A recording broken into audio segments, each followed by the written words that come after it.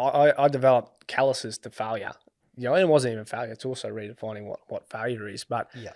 that was just, knockbacks and setbacks was normalised for me. And one of the biggest challenges was, sorry to jump around, but after 2017 grand final, and how you handle failure is totally different to how you handle success. And that was a real learning curve for me. Is what happens when you reach the pinnacle of everything you've been working for. What happens next?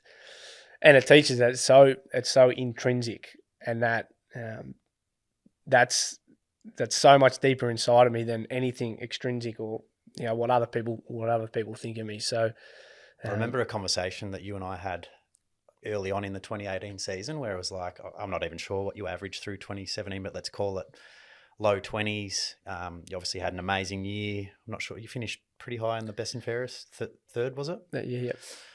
So incredible individual year, but also the contribution from a team point of view, the role you played allowed Dusty to play kind of whatever role he wanted to play.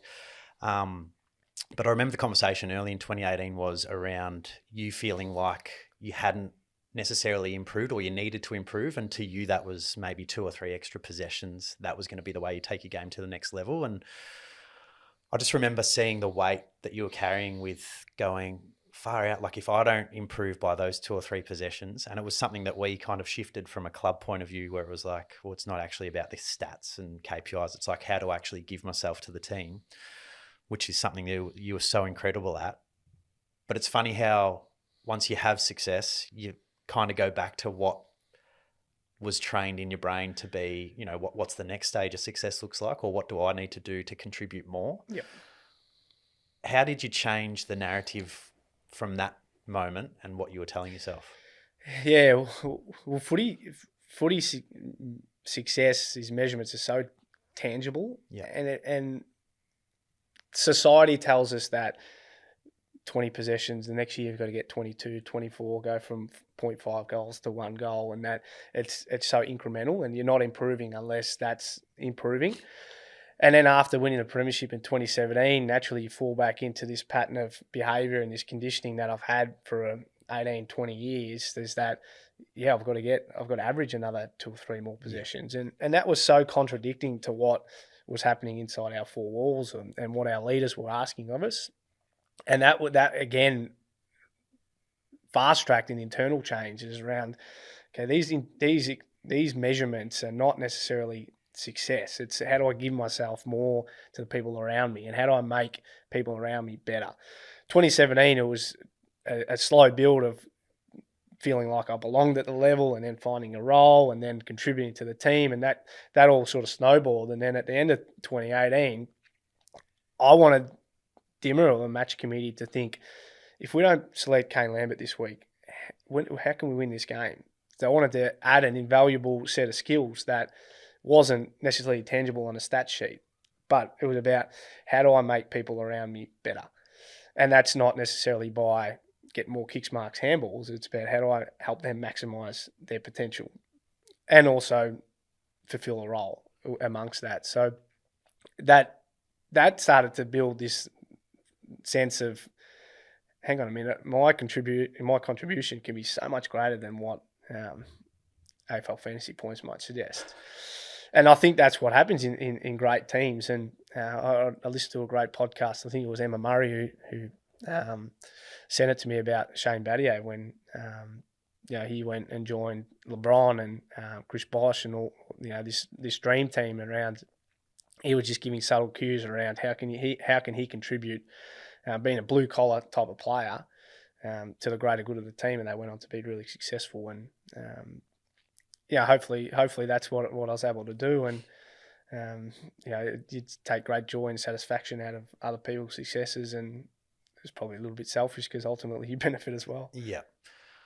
I love your own leadership journey because obviously there was a period in time from when you get drafted to then finding your place in the team to then becoming this incredible, or maybe it was just you had a platform to show how incredible of a human you are. How, like, if you had to describe the definition of leadership, how would you sum it up in a sentence or two?